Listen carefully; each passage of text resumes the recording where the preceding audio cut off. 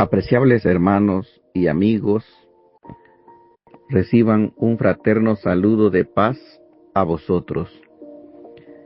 Es para mí un privilegio poder llegar hasta cada uno de sus hogares con la reflexión correspondiente a este día, la cual tendrá como título: Estad firmes por Cristo, sufrir en pos de la justicia. Hemos venido estudiando la primera epístola del apóstol Pedro. Hemos venido analizando cómo sobrellevar y conquistar el sufrimiento, viviendo siempre en justicia y no practicando la maldad. Hoy quisiera que me acompañen a orar para luego meditar en nuestro tema de hoy. Bendito y eterno Padre Celestial, te damos las gracias por tu amor y tu misericordia. Te pedimos perdón por nuestras faltas cometidas y te rogamos que tú nos guíes por medio del poder de tu Espíritu Santo para poder escudriñar tus santas escrituras y poder recibir ese consejo que desciende de ti, el Padre de las luces, en quien no hay mudanza ni sombra de variación. Que nuestra alma pueda saciarse con ese maná espiritual y podamos tener un crecimiento, podamos tener una edificación a través de la meditación en tu palabra.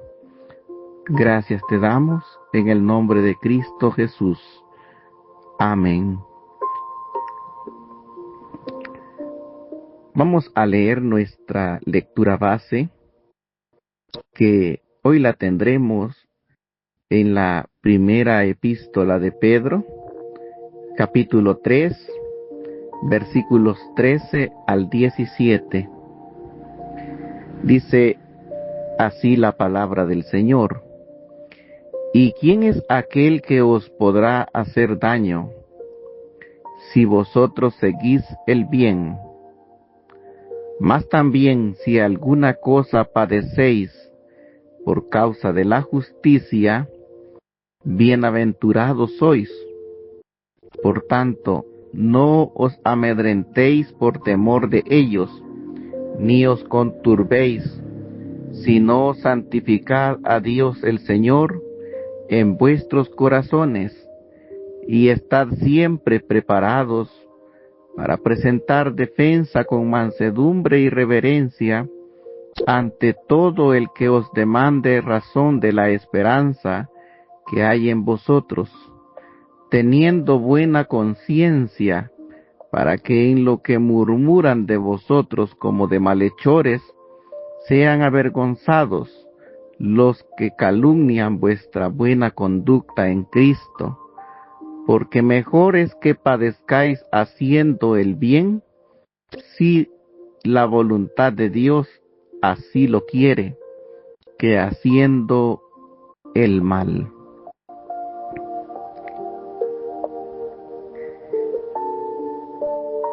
Imaginémonos estar en un tribunal de justicia, acusados de un delito que no cometimos. Las miradas frías y los murmullos que nos condenan, y el ambiente se torna hostil. Para muchos cristianos del primer siglo, la vida diaria era exactamente así. Vivían en un entorno que rechazaban los valores del reino, y eso generaba una constante tensión. El apóstol Pedro escribe esta carta a comunidades cristianas esparcidas por Asia Menor. Eran minorías religiosas que enfrentaban una marginación social. Habían sospechas políticas y agresiones verbales bajo el Imperio Romano. No sufrían por haber cometido crímenes, sino por llevar el nombre de Cristo. Pedro no les escribe para darles una estrategia de escape, sino les da instrucciones de cómo tener una resistencia santa. El sufrimiento injusto por causa de la justicia no es una derrota, sino una plataforma soberana para demostrar el señorío de Cristo y proclamar nuestra esperanza con amor. Veamos la paradoja del sufrimiento justo. Dice, ¿quién es aquel que os podrá hacer daño si vosotros seguís el bien? Mas también si alguna cosa padecéis por causa de la justicia, bienaventurados sois. Por tanto, no os amedrentéis por temor de ellos, ni os turbéis. Pedro comienza con una pregunta retórica. ¿Quién os podrá hacer daño si seguís el bien? En circunstancias normales, la gente respeta a las personas íntegras, pacíficas y generosas. Hacer el bien funciona como un escudo que nos protege. Sin embargo, el versículo 14 introduce una realidad incómoda. Cuando dice, mas también si alguna cosa padecéis por causa de la justicia.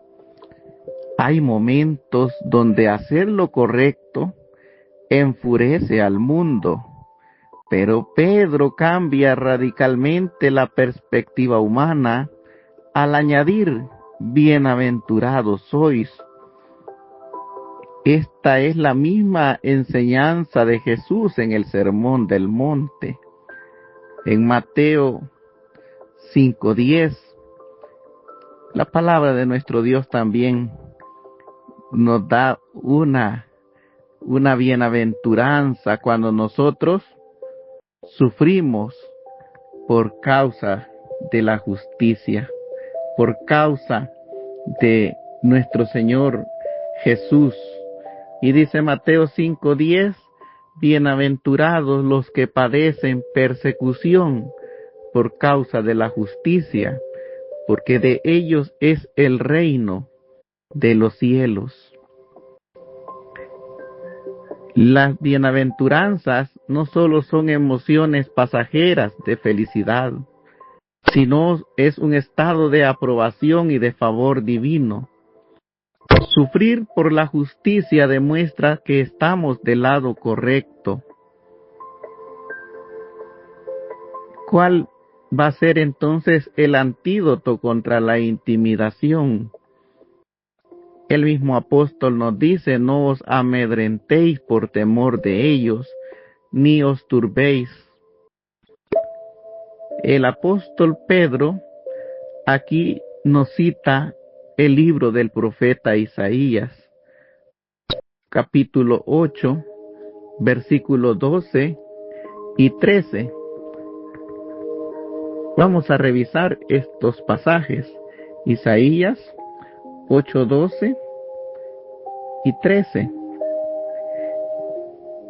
Dice así la palabra de nuestro Dios. No llaméis con conspiración a todas las cosas que este pueblo llama conspiración. Ni temáis lo que ellos temen, ni tengáis miedo. A Jehová de los ejércitos, a él santificad. Sea a él vuestro temor, y él sea vuestro miedo.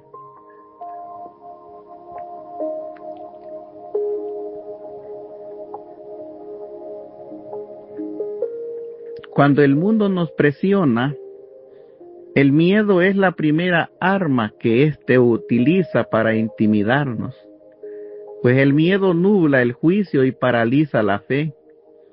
Pedro nos recuerda que los perseguidores son seres humanos limitados. Sus amenazas tienen fecha de caducidad, pero el cuidado de Dios es eterno.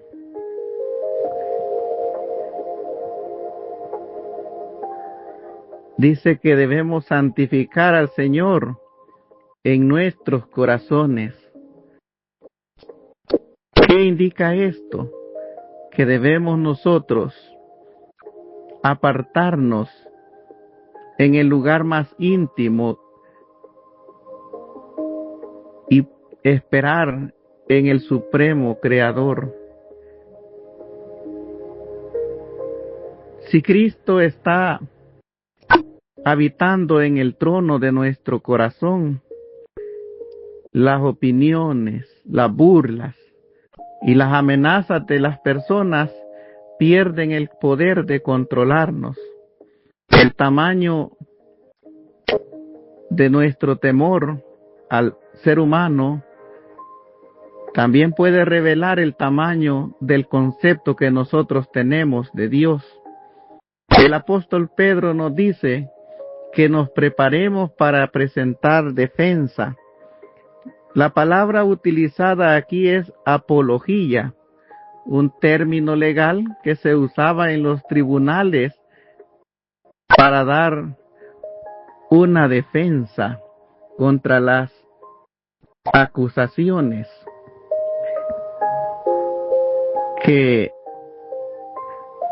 se le podían señalar a la persona que estaba siendo juzgada, y se usaba de argumentos razonables y ordenados. Ahora, ¿qué es lo que nosotros defendemos? Pedro no dice que defendamos una estructura política, sino que defendamos la esperanza que hay en nosotros. Cuando alguien nos pida explicaciones sobre nuestra esperanza, primero tiene que verla cuando nosotros manifestemos paz en medio de la tormenta. Que vea el gozo que hay aún ante las acusaciones y ese perdón ante las ofensas, que son un detonante que despiertan la curiosidad en el mundo. También el apóstol Pedro nos presenta algo más que es eficaz, y es la mansedumbre y la reverencia. La verdad del Evangelio no debe de ser comunicada con soberbia. Pedro establece estas dos verdades esenciales. Mansedumbre es estar bajo control. No ganamos argumento destruyendo a las personas. Debemos de responder con gracia, amabilidad y empatía. Y la reverencia, que es el respeto hacia Dios y hacia la dignidad del prójimo. Evangelizar no es una competencia para ver quién sabe más, sino un acto de amor hacia Dios y hacia el prójimo. Y hay un blindaje que nos puede hacer a nosotros ganar una discusión, ganar a una persona que nos acusa, hacerle cambiar de parecer, y este blindaje es una conciencia limpia. El apóstol Pedro dice que debemos mantener una buena conciencia para que aquellos que murmuran que nosotros somos malhechores salgan avergonzados, aquellos que nos calumnian nuestra buena conducta en Cristo, porque también dice que es mejor padecer haciendo lo bueno que haciendo lo malo, siempre será mejor. O sea que nosotros no debemos dar lugar a que aquello por lo que se nos acusa sea cierto, andar en malos caminos, sino si vamos a padecer alguna amenaza, alguna burla, alguna intimidación, que sea por estar en un buen camino, haciendo el bien. Y dice el apóstol, la voluntad de Dios así lo quiere, que ustedes sufran haciendo lo bueno. Pero la voluntad de Dios no es que suframos por nuestras propias concupiscencias. La integridad en nuestras vidas se vuelve entonces como nuestra mejor defensa. Las palabras pueden ser muy elocuentes, pero al mismo tiempo no servirnos de nada si nuestra vida está corrompida. El apóstol Pedro nos insta a mantener una buena conciencia. Cuando el mundo nos critique o nos llame intolerantes, anticuados, o que murmuren de nosotros como de malhechores, nuestro comportamiento diario debe de ser tan intachable que las acusaciones caigan por su propio peso. Al final, el estilo de vida santo del cristiano es el que expone y avergüenza la falsedad de los críticos.